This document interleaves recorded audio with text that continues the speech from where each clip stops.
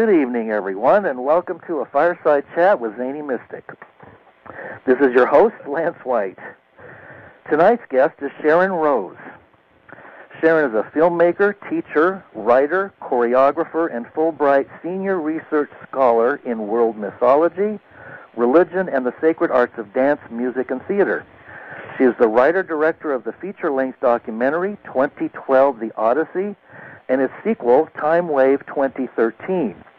And she authored the award-winning book, The Path of the Priestess, a guidebook for awakening the divine feminine. This barely touches upon her numerous accomplishments, so let's welcome her live to the show now and find out more about this amazing person. Hi, Sharron. How are you? I'm fine. It's a pleasure to be with you. Good. Well, I would just want to tell you that your films are just amazing. They're just stunning films. I can't say enough how where they take you. They're beyond the cutting edge. They're just wonderful films. So I just wanted to say that. Oh, thank you very much. And I must acknowledge my husband, Jay Weidner. Well, yes. I didn't want to bring him up too much because I didn't want to take the focus off of you, but yes, he's quite an amazing guy, isn't he? Yes. Our films, and I have to say ours, yeah, because they're really films that are created, produced, and realized by the two of us, by our dreams and our visions. So it's a true alchemical relationship. Mm-hmm. When did you start making the films, and when did you start having the vision to create something so that is such a paradigm shifter? Well, it's that feminine way, you know. The feminine is all-inclusive we. Right. We met in '96, and he had come from a Hollywood background, and I had come from a New York background. Oh. New York theater and performance art, and oh, wow. And then, of course, India and Bollywood. Oh, yeah, I love that stuff. So when we met, we were just very intrigued with all the research that one another had done, and that we both really wanted to. We loved storytelling. We loved video. We loved filmmaking, and we loved esotericism. Ah. And so it was this combining of two visions, male and female, East and West, really, because most of my training was Eastern. Mm-hmm. And we began to see, my work for years and years has been to look for the commonalities in traditions. There's a thread that goes through it. We're all human beings. Right. And it's time we realize that. So we had this vision together. We were intrigued by the mysteries. We went deeper, and both of us had these backgrounds, and it was our dream to be doing exactly what we're doing now. Wow, that's you can't ask for more than to be able to live your dream.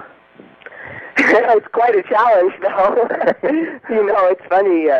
In Timewave, we're talking, one of the kind of chapters, themes in there has to do with the nature of time itself.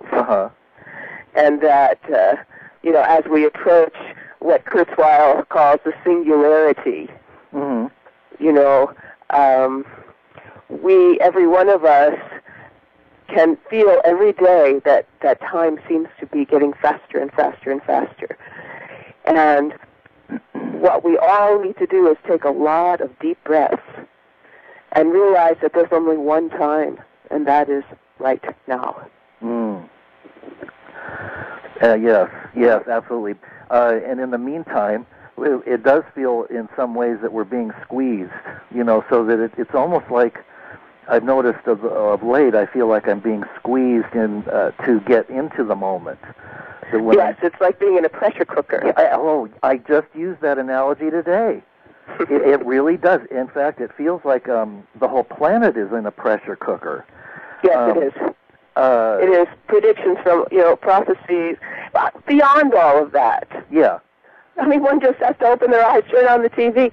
Many of the things that we spoke about in 2012, The Odyssey, in that film, when we interviewed Jose Arguelles and Greg Braden and John Jenkins and Alberto Villoldo and Jay, and more. Yes, yes. You know, the things that we were speaking about, you know, what was coming towards us.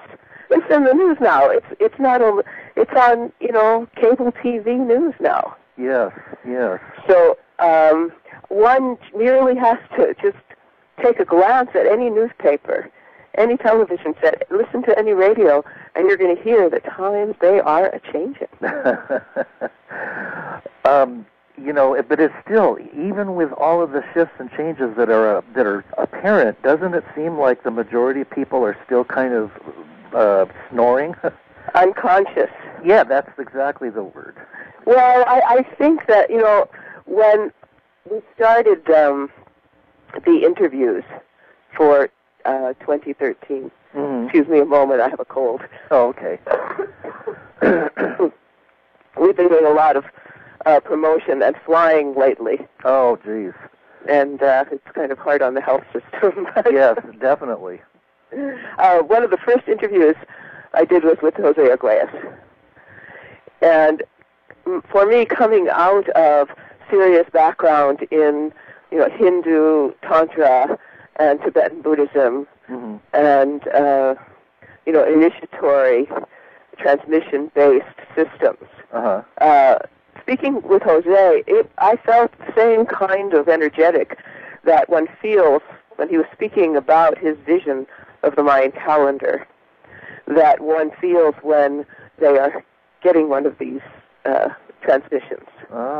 And he said that we are living amidst a dream spell. And then when I interviewed Alberto Villoldo, he spoke to the same subject by calling it the cultural trance. And then Rion Eisler called it the dominator trance. And I like to call it the glamour. It's though, you know, some force has pulled the wool over our eyes and made us unconscious. Yes, yes. And perhaps this force thinks it's better, you know, that if everyone really felt the chaos, that, you know, it would be even more chaos. I don't know. I just, you know, see these themes running through our world now, and since I have the blessings to be able to speak with these people who have been looking at it for many years, and also, you know, trace it way, way back into the alchemical tradition, or the tantric tradition, or the Karo shamanic tradition, or the Mayan tradition, you know, to give us some kind of perspective on what is going on our planet right now, because we all feel it. Oh, yeah, yeah, no question about it. Well, of all of the prophecies that you've researched, and you've traveled to probably many of the sacred sites around the world, what did you discover from doing that, and were there particular sites that seemed to retain their power, and what were they saying to you personally? Is that too much? Generally, you know, sacred sites, you know, have a resonance. Okay. And they're created like, I'll give you an example of the cathedral. Okay.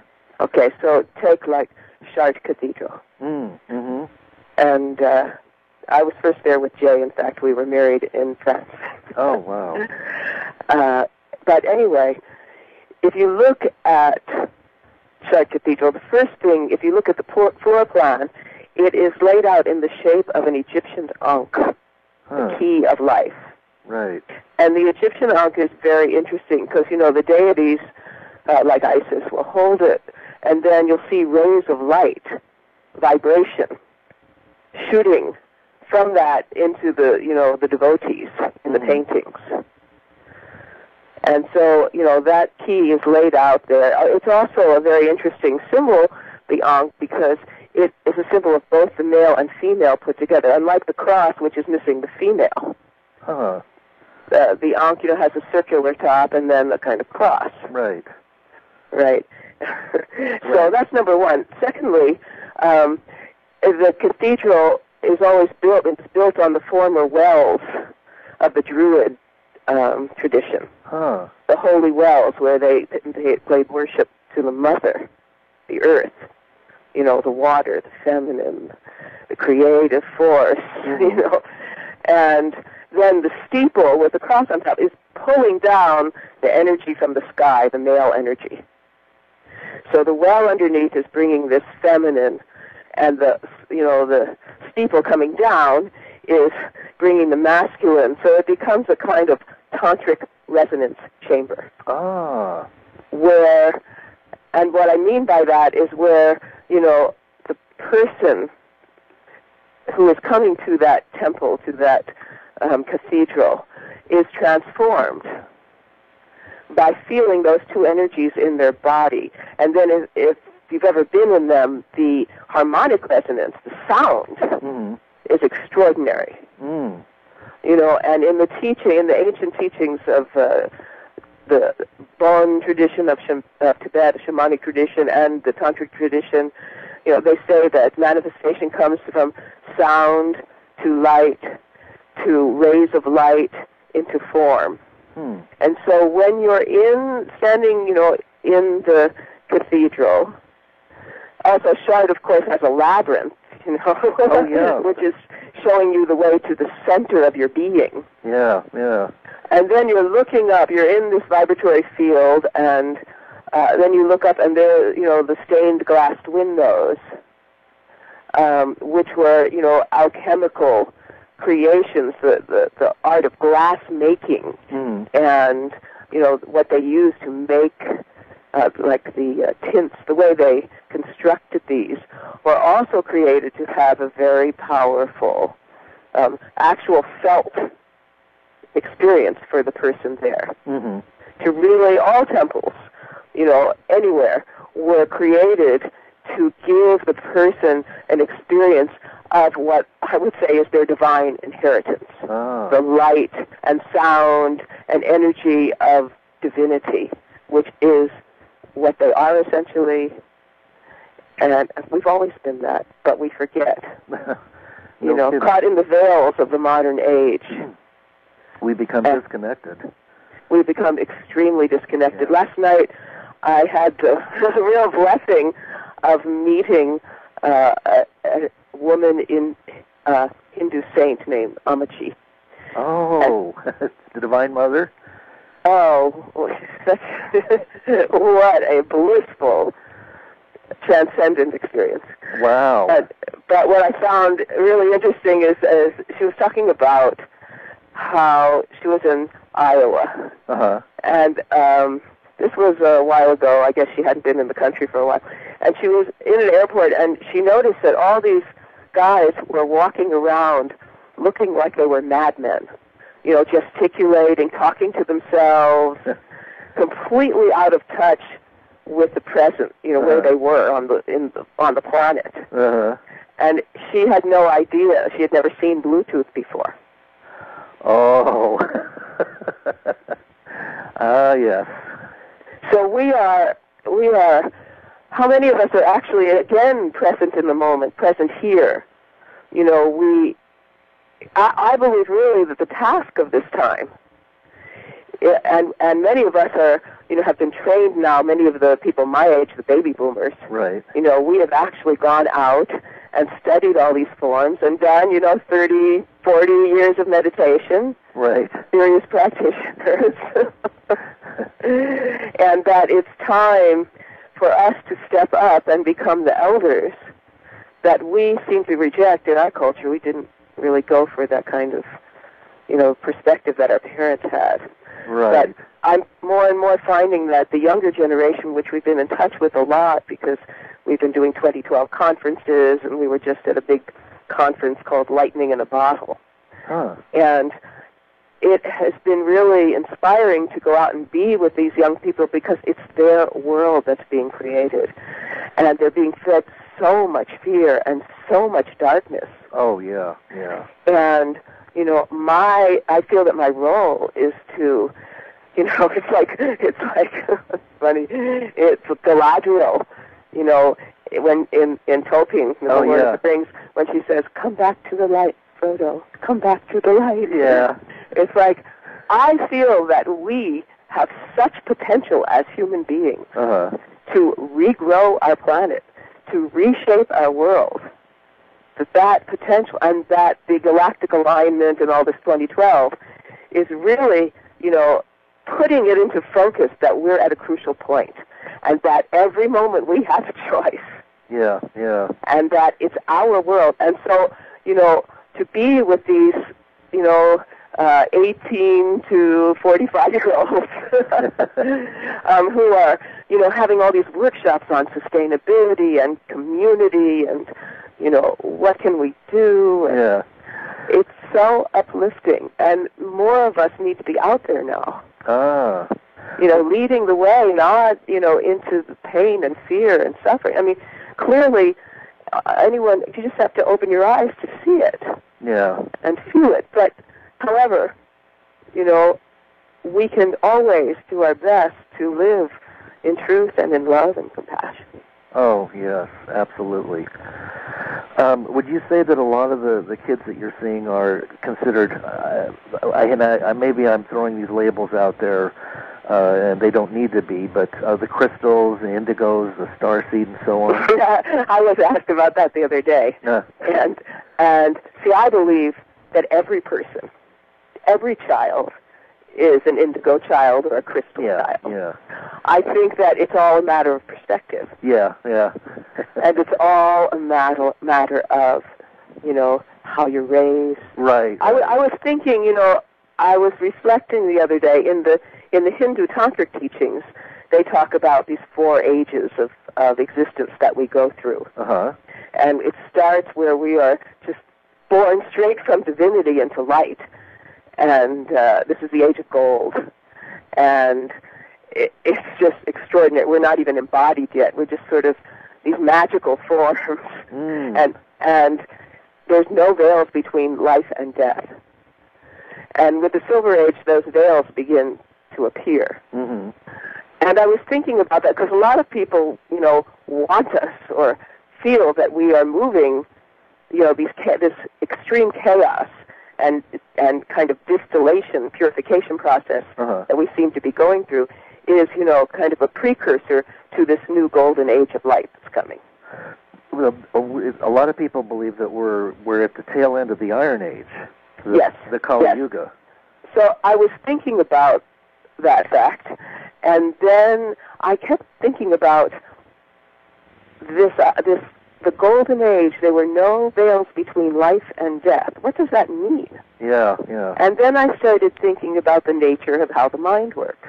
And the mind, we have these thoughts, they rise, they appear, they dissolve. Yeah. We go into dream states. Yeah. We go into daydream states. We go into, in the Tibetan tradition, they talk about the different bardos. So there's, the in-between life and death. Right. And I was thinking how, we're so trained in this world to fear death. Yeah. To not even not even really look at our dreams or, be encouraged to really develop the capacities that we really have as human beings. Yeah, yeah. And capacities that were developed in these earlier ages, and the only reason that we know about them is because there have been these ancient cultures like the Tibetans or the Karo or the Hindus or the Maya, all these different cultures that have preserved these teachings. And actually, in Tibet, they can still go out, naked and make the snow melt. Yeah, wow. With their bodies, Wow. They can ingest light and live that way. Mm. They can, there are many documented stories of great masters giving their last teaching and dissolving into rainbow light. Wow. So we all, these teachers were here, have been here, and these stories and legends and myths, which I call the sacred mysteries, that were her story, the story of the goddess time of the Partnership Society, as opposed to his story, which is really, it's the kind of adolescence of the human race. Yeah. Well, didn't the male energy kind of wallpaper over the divine feminine somewhere along the way? But that's the nature of the cycle. Okay. That's why I say kind of adolescence. Yeah. Oh, yeah. Absolutely. This seems like, if anything, we're going backwards into our babyhood. Almost like we're reverting to the primordial ooze. It seems. Well, it's funny you should say that, because for the last year, we've been interviewing experts such as Brian Weiss and Stan Groff and Robert Thurman and Alberto Villoldo and many more, Damian Brinkley, about death and the afterlife. And a lot of them talk about a life review process. Right. And sometimes I wonder if the human race isn't going through that, and that's why time's speeding up so fast. That as a body, the human race is like a body that is going through the death and rebirth as a body. Yes, okay. Because we all are the immense body of divinity. Every atom, every plant, everything, every cell is divinity coming to know itself. Wow. Well, it seems like we have a long way to go. You know what I'm saying? Well, I think we're being stirred up. I think we're being woken up. Yeah. We have to. If one just takes a look, one would think that the human race is committing suicide. It sure appears that way, doesn't it? Yeah. And you mentioned fear earlier, and it seems that's almost a tool of manipulation. Well, see, I get back to that death thing. See, if you were raised if we were raised like in Aboriginal society, say. Oh yeah. So that there time in life, in the day, and time in the dream, and time in the, what I call them, journey, right. To other dimensions. Shamanic time. There was no real distinction. They were all of equal importance. Yeah. So if we started to see that our minds are like a thread, that weaves together all these different states of consciousness. That's who we are. There is an essence. Mm-hmm. And actually, that's what Tantra means, the word. Not just sex, as, of course, our bizarre culture would take the most, sensational part of it and sensationalize it. Right, but it's a tool to the highest, to connecting to the highest within. Yes. Yes. And we've turned it into something that is something to sell, something that sells things. Well, see, at the essence, those teachings, those sexual teachings that are part of Tantra, and the Tantras were written for the Iron Age. Because we are the most embodied. We're the most material. Yeah. So, we're not those beings of light flying around, we're like really concrete and dense, right? And so the closest experience that most of us have to a pure, union of one with divine is the sexual experience. Yeah. Absolutely. So that's why these teachings were part of this tradition. It's not just, like some guys wandering around going, hey, babe, I know all this Tantra. Right. And, use it as a means to, I don't know. But it's a path of really shedding the ego. Right. And allowing, it's dissolving and disappearing. Yes. And yet being. Yes. You lose yourself and you get yourself at the same time. Yes. I can't help but wonder, because I hear it talked about in various forms, and the closest I can come to grasping what might be happening in terms of there being a dark force on the planet is that the astral plane is somehow interfering or affecting us here, or that there is something that has figured out a way to manipulate us or derail us. Does that resonate with you? They all just want to be enlightened. They are just grasping towards the light, you know. And so there's this great rabbi, Adin Steinsaltz in Israel, and he talks about how in every moment, with every thought, with every word, we are creating angels or demons. Huh. Right? And then they kind of hang out in a field, right? Yeah. Every action creates another action, you know? Right. And right. our karma, and so you know what I'm talking about with that field, the luminous energy body that exists, you know, it interpenetrates the human body, and it exists all around the body. They call it the aura. There's lots of things. But all that happens to it is encoded there first. And so my friend Alex Gray, have you ever seen his paintings? Oh, I love them. Yes, amazing Yes. work. So he has some extraordinary paintings where, you know, the human being, they're like so kind of in despair. Yeah. You know, their whole body posture is downward, and it's like they have chains on them. And there's little beings that are like sucking on their energy field. Yeah. And it's all this like cloudy, weird colors, you know, as opposed to when he shows the vibrant rainbow energy field. Right. And so, you know, all of our karma, what he's showing is that. And in the Iron Age, it's like we are the most beset by all of this. I don't remember who it was, but, you know, they said that, well, at the end of time, all the souls that ever existed come back around because they want to be liberated, because that's the moment of liberation. Huh. So maybe that could be the force. But I'll tell you something about this darkness. Because I'm trained in the Tibetan tradition. Okay. And so what are you trained to, you know, to deal with these? They really just want love.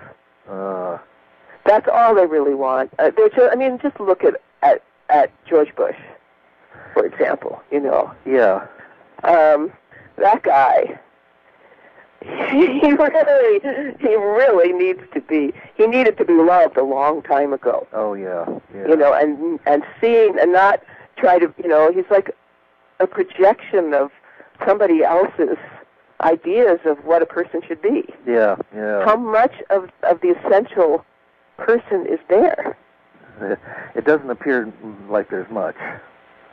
And so, to me, that's really sad. Yeah, yeah. You know, and I wonder, see, again, we go to this dream spell. Yeah. This trance. I read, when I was doing research for my book, I read about the work of Edward Bernays. Huh. And Edward Bernays was the father of advertising. Okay. He actually wrote a book called Propaganda that I think it was Goebbels kept on his bedside. Oh, my goodness. But he was the person that brought all these kind of hidden agendas and making these, you know, like getting all these doctors together to advocate for some product and paying them off, you know, that kind of stuff. Right, right. That kind of deceit. Yeah, yeah. To kind of, you know, lead people in a certain direction. Oh, it seems like everything is that way. Yeah. I but, mean, you know, we don't have to follow that. You know, in the end, yeah. You know, each of us is a free person. We can be afraid of what they're going to do to us and just not take action. Yeah. And just kind of die. Or we can actually work with the nature of our minds. And, I mean, these days, how many of us even sit and remember that we're breathing? You know, just actually sit and let go. Yeah. And just float. Yeah. You know, float in the light, the pure light of who we are. Yeah, yeah. You know, we really need to, when I started 2012, the Odyssey, I actually hadn't watched TV for a couple of years. Uh-huh. And I was so appalled by what was going on. I was so appalled. It was just like these hucksters. Yeah, yeah. And twisting everything. Oh, and yeah. Just it's scary. playing our sentiments, our sentimentality, our fears, playing our emotions like these, masters. Oh, they've got it down. Right. They've got it down. And so, and at the same time, somehow leading us to consume the entire planet. At quite a fast clip, too. Right, and create these cravings. That's what I call them. Yeah. It's just we're lost in these cravings that just, it's like one thought happens and it builds with another thought, another thought, another thought, another thought, and we're in a whirlwind. Oh, yeah, totally. So we really need to learn now, and the energy's coming for this now, to go back in nature, sit with each other, sing together, dance together, feel the earth, pray to the mother and nature in all her beauty, and remember that we really do have these other capacities, that we don't have to focus our mind all the time in that spell. We can break free, as Alberto says, break free of the cultural trance. Yes. And live a life that has a very different perspective than most people do. Maybe more authentic. Oh yeah, I believe it's but it's where we should be. It's so, I could completely understand what you're saying, because I've isolated myself into the country and, shut off the television set and so on, and it does take time to get back into natural harmony and a rhythm, and even then it's difficult. So I'm just wondering, people who have to hold down jobs that are reliant on corporate positions or flipping burgers at a Burger King, I just don't see how it just makes it so difficult. Everything seems to be set up against that. It's almost as if there would have to be a complete alteration of the incoming energies to spur that shift. Well, some people, look, clearly, life in America is changing. Well, yes. Yes. Okay, so we're not going to be able to fly all over the world. Right. Food is going to be really expensive. Yes. We're running out of oil. There's famine starting. Our weather is crazy. Oh, yes. Now, maybe all this is happening to wake us up. Now, when these disasters like Katrina happened, I talked to people who were there, who lived there, and said that, aside from some really dark things that happened there, in that, I think it was a stadium or something, that people came together as human beings in crisis in ways they never would otherwise. Yeah. And so maybe we're just creating this crisis to wake us up. Yeah, that makes sense. That makes sense. But there's clearly, if you're talking on energetics, last week, Jay and I went to Denver to this amazing astrology conference where we interviewed 15 of the top Western astrologers. Oh, wow. About what is happening between, their perspective. Oh. What's happening between now and 2016. Ah. And it was fascinating. It was truly fascinating because, overall, their view really came in tune with a lot of the things I've been hearing about, the years around 2012. Right. Now, the phenomenon that's going on, astrologically, is that Pluto, planet of transformation, is going into Capricorn, which is Saturn, which is structure. Uh-huh. So that that means that we're going into a phase where our structures of how we live, right, of society, are going to be transformed at the very base and purified. Ah, good. At the very foundation. Good. And that is not always easy. And then Uranus, the planet of kind of electricity and excitement and trickster and creativity and nuclear energy, that kind of stuff. Yeah. Which actually, kind of represents the heavens. Okay. That's going into Aries. Ah. And so what's going to happen is they're going into a square. And so it could be many things. They talked about different times in history that kind of reflected this period. Okay. The 60s. Oh. The 60s, Pluto and Uranus were conjunct. Ah. So in many ways, this period that's coming between now and 2016 is like, the people of the 60s coming face to face with their mortality, and maybe the mortality of the planet. Right. And whether we can actually come to realize that amazing, bliss and wonder and openness and possibility that we felt for the world at that time. Yeah. Can we find a way to shift this dream spell into, a world of alternative means of living our lives and being in community again and using our mantras and songs and to help the planets grow and, really discovering, see, that's the Uranian energy. It's a discovering all these new methods. Huh. So, they said that it's almost like, freedom or fascism.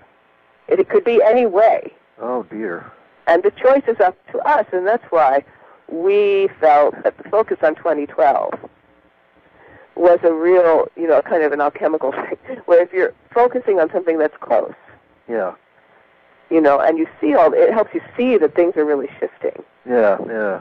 Then it's time to wake up and do it.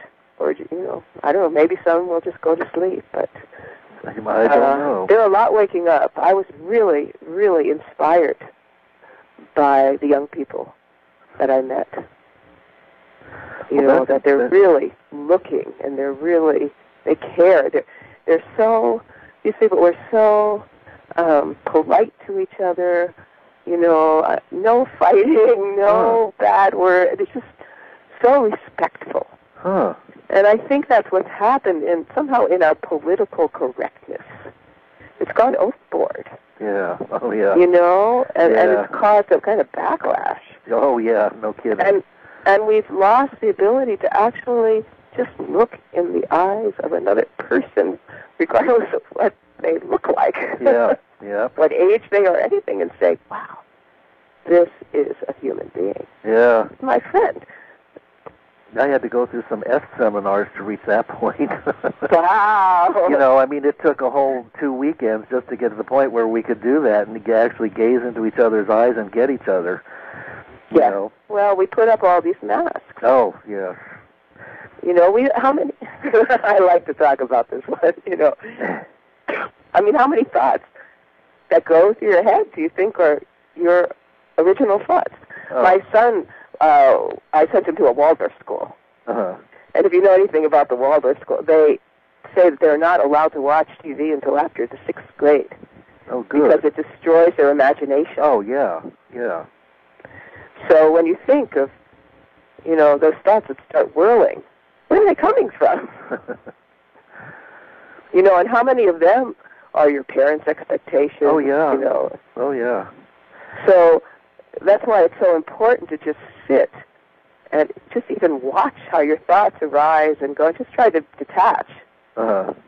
And, that's why we use mantra for people, when you have fear, when if you it's a device for, just kind of keeping that flow going that I was talking about earlier, that essential part of you that goes through all your states of consciousness, and find a way to find that center that's always there, amidst the whirlpool. Yeah, the calm in the eye of the storm. Exactly. And that's what each of us have to be right now. Yeah. Because it's clearly a storm is a-coming. Oh, yes. And I don't think that I think no matter how much we study or research or try to prepare for it, I personally don't feel that I will be prepared for whatever it is that's coming. I just think that it's going to be so intense that it'll just bowl us over. I think every moment we're being prepared for it now. That's why time is speeding up. We're being asked every day to step up to a new level of responsibility. Yep. To a new level of awareness. That's the Internet is doing it. Oh, yeah. Yeah, thank goodness. You know, and we were talking about cell phones. I was talking about them to one of the young girls and how they seem to be, there's now a correspondence between the cell phone use and fertility rates and in women, and we're just losing our ability, you know, to have children because of many factors. And yet at the same time, in some ways, it's tuning us in. These phones are tuning us into what Jose Arguelles talks about. He says that we're moving into a phase where we're going to be telepathic. Oh, yeah. You know, and once that really begins to happen, you know, those, in quotes, crystal child capacities, those demonic capacities are recovered. Yes. Who knows what we can do with our reality? Oh, yeah. And so for me, that's the key. Yeah. To find the methods, the means to recover what it means to be human, to recover our great, you know, ancient ability to interact with nature on a really positive level. Well, doesn't that also require an opening in the heart? I mean, well, that's exactly one of the Karo shamans in Timewave 2013. He said he had a message for America in particular. He said, America has great brilliance, great mind, but now that they have to bring that mind down to the heart. Without the gifts of the heart, then, you know, we may not make it, and we won't make it. And that he also said that America has to take the lead in bringing peace to the world. Without America doing that, there is not much hope. Wow. So the love, that's the essence of everything. That's how you deal with those demons you were talking about. Yeah. That's all they want. Yeah. That's all anyone wants. They want to be seen for that essential, you know, treasure that they are. Yeah. And have that nurtured and be loved. You know, underneath, you know, even the darkest of beings, they wouldn't exist if there was no light. Yeah. Interesting. Well, you know, in terms of the Mayan prophecies, we've just passed the midpoint of the fifth night according to, you know, some of their calendars. Mm-hmm. So we're moving. It seems like it's been pretty quiet in terms of, you know, the kind of upheavals that could have occurred. Or maybe we're just, you know, as we approach the end of the fifth night in November, maybe things are just going to heat up. I don't know. What do you think? Again, just like the astrological map, nothing is set in. Yeah. You know, I mean, the Iron Age is about putting things in stone. But, you know, if we're releasing it from that, right. then nothing is set. That's why we're talking now. That's why we're out there, because it's time for us to understand that every moment, we have a choice with every word, with every action. We're at that place, you know, to love, which is really what we should be doing. Right. Or to be in fear, or to be dragged off into the darkness. Yeah. Or to become the beings of light that we really are. And to shed that darkness. And I mean, anybody can remember when they were a child and they felt totally free and in nature and just released and, with abandon, with the kind of bliss that, is rare. Yeah, yeah. And why can't we just recover that? Yeah. Well, I'm sure working on it. Me too. Me too. It can be challenging in these times. Yeah, yeah. I've noticed a lot of buzz on the internet lately too about ETs and UFOs, and we're beginning to live in such a multidimensional world. Do you think that might also play into our awakening? Well, multidimensional. You can come at that from many dimensions. There's stories, and there's stories, and there's stories. Yeah. Why do we hear certain stories? Stories get passed down. Generally, they're shifted by the dominant civilization. Yeah. So, what is truth? I think we know inside what is truth. And of course, again, it leads to love. It leads to love. Yeah. So that's really, in the end, when people ask me, well, what can I do? Okay. Number one, stop lying. Mm-hmm. And I remember one woman, after hearing that said, well, I think I can stop lying to others, but can I stop lying to myself? But that's really why we need to come together, to be mirrors for each other and help each other through this distillation, this time when the lead of our being is being transformed into the gold of enlightenment. And we all have, regardless of what you get and what time it is, we always have that potential to just completely transform and be free. And then in the Tibetan tradition, of course, you take a bodhisattva vow that you will continue to work from whatever dimensions, because they talk a lot about these, many dimensions of subtlety, the energetics. And they talk about, in the Vedas, all these beings coming from other places. In the Dzogchen Tibetan teachings, they say that it's been taught on 13 different star systems, and they constantly, throughout the world, they talk about these, one might label them these days ETs, but I've never heard anything about grays in these teachings. I mean, I heard some weird things about demons. Yeah. But I never even heard of one that looked like a gray. Yeah, yeah. So I don't really know it's not my place of research into the kind of ET phenomenon. Yeah. Well, one thing that you mentioned is that it's important to stay out of fear. And how important is keeping a sense of humor and Oh, that's the most important. That's the most important because, without that, how can you survive? Yeah, well, it's kept me alive for a few years. Oh, yes, and especially be able to laugh at oneself. Oh, absolutely. There are times when this seems like a cosmic joke. Is when you step out far enough, when you step far enough outside of it, it really seems like this is a funny place.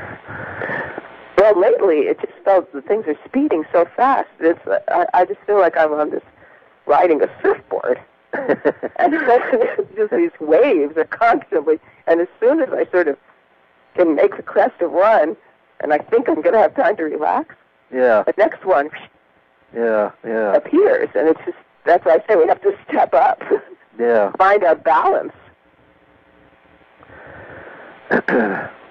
amidst the storm that is here. It's not coming now, it's here. It's here now, yeah. And people do not, that's why, pharmaceutical drugs are so prevalent. Yeah. People, they just can't. It's almost like the old mechanisms, the family structure's been pulled apart, community's been pulled apart. So the old mecha states, it's like we've just been completely isolated from each other. Yeah. And so the old mechanisms by which we could learn to deal with life are gone. In 2013, Timewave 2013, Gene Houston says, we have lost the hearth, the place where the grandparents sat and told the tales. Oh, yes. The great tales, the great teachings of the heroes and heroines. And we replaced that with the television set. Oh, yeah. She says, but the problem is, no hearth, no heart. Yeah. So once again, we come to the heart. And once again, we find that is truly the place of refuge. The place that Christ talked about, the place of love. Yeah, yeah. And grace. Grace, that's such a beautiful word. Yeah. How many of us even experience that anymore? Grace. Everything's hard-edged. Everything's like... But that all will change. We will come into balance, I think that regardless of what we go through, it's all a learning experience, and it just depends how we want to face it.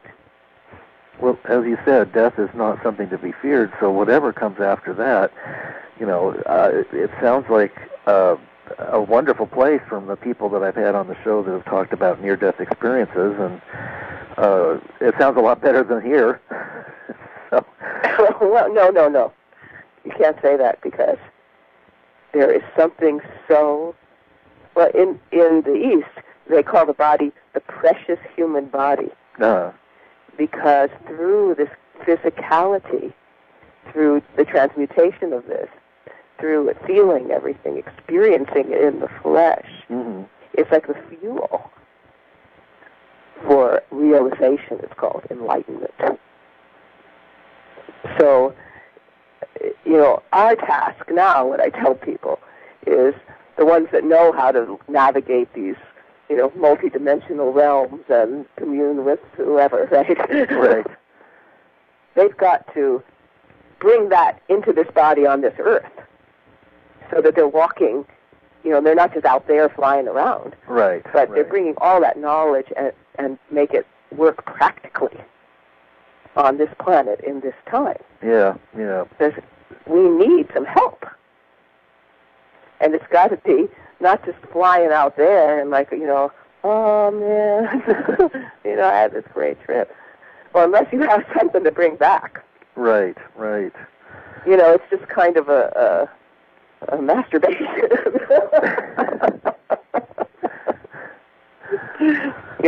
just kind of... and, that was part of the whole 60s problem because we had no one to initiate us. Yeah. We had no teachers.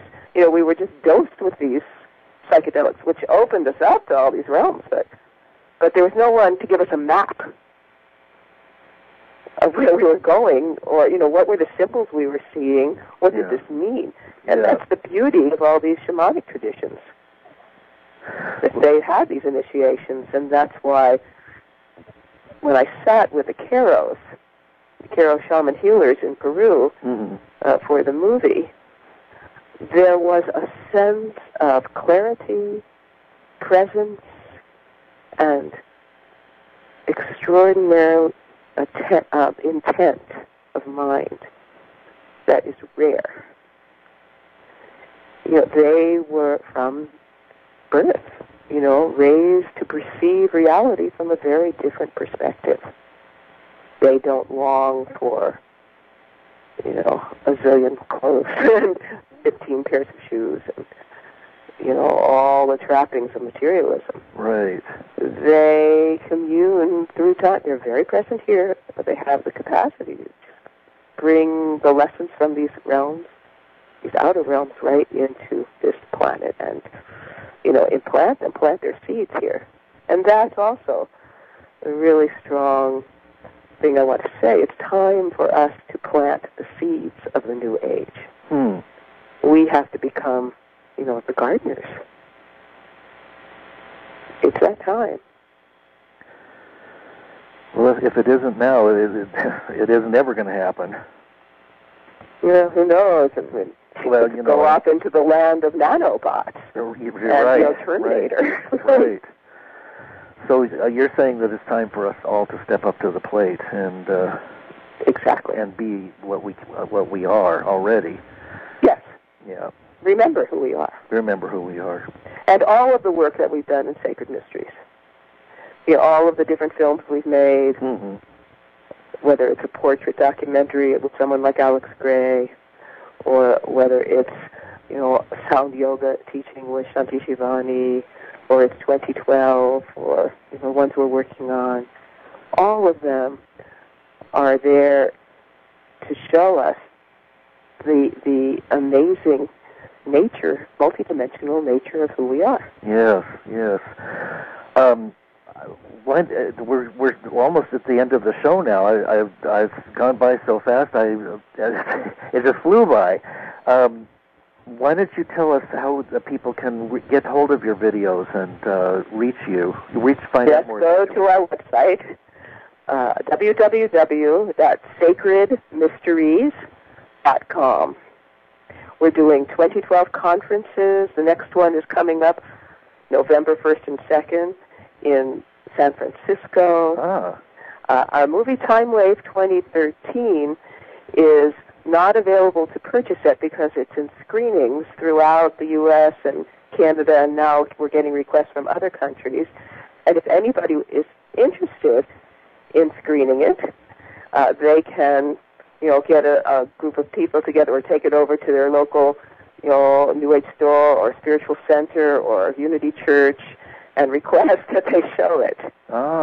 And, we're making all these partnerships to bring, this uplifting, yet awakening, right. kind of films out so that we can all start dialoguing about it. We can all get involved, and we can all create that community that we need so badly. Wonderful. Wonderful. Well, I certainly appreciate your work, the work that you're doing, and I'll do what I can to, spread the word. And thank you. I just want to thank you and Jay, because it is a partnership, and in a sense we're all partnering together. I'm a partner. We all need to learn how to be partners with each other and spread this information around so we can share it and grow together. So I just want to thank you very much for being on tonight, Sharron. It's been wonderful. Oh, it's been a real pleasure. Thank you. And I'd like to have you back again sometime soon, and we'll find out where we're at when we're there. Okay, next installment coming up. All right. Okay. Thanks a lot, Sharron. You're welcome. All right, and good night, everybody. This has been a Fireside Chat with Zany Mystic. Good night.